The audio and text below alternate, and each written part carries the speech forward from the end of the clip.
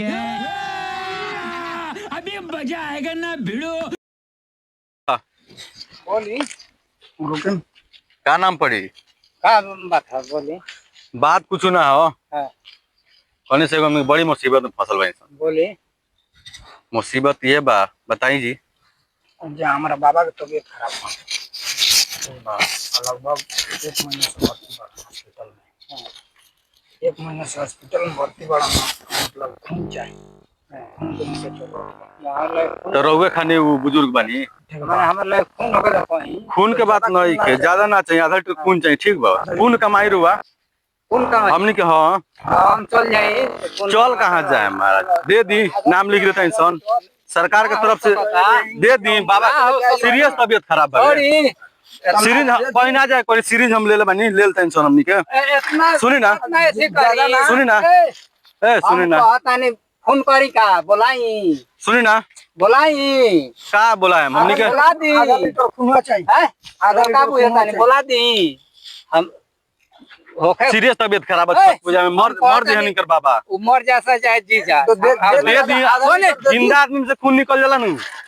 सुनी ना आधा लीटर दे दी। सुनी ना बाबा बोलाएम का के पच्ची जबरदस्ती से करता इंसान एगो जबरदस्ती एगो नहीं आशीर्वाद मांगता इंसान से जबरदस्ती नहीं है आधा लीटर एगो आशीर्वाद मांगता इंसान रुको बाबू रुको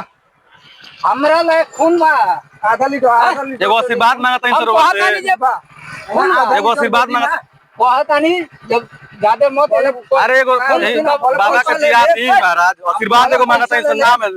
पैसा मिल जाई रुआ खून के छोड़ दो साइकिल छोड़ ना बहुत नहीं साइकिल छोड़ दो अरे दे देम सर हुआ के पैसा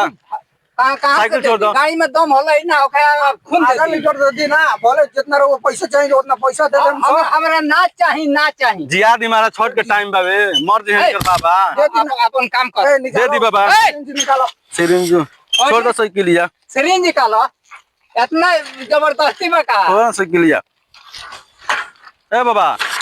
सुन ना हेली ले साइकिल धरी ए बाबू सुनो ए बाबा सुनो सुनी ना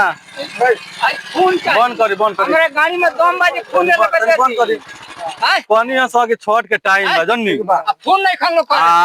इनका बाबा का तो सीरियस तबीयत खराब बावे हॉस्पिटल में गाड़ी में दम है हॉस्पिटल देखा बाबा किसी आता नहीं मतलब में दे दिया आधा लीटर ना जाए पड़ी हमने के निकाल लेते हैं सब रुकी ना बाबा ए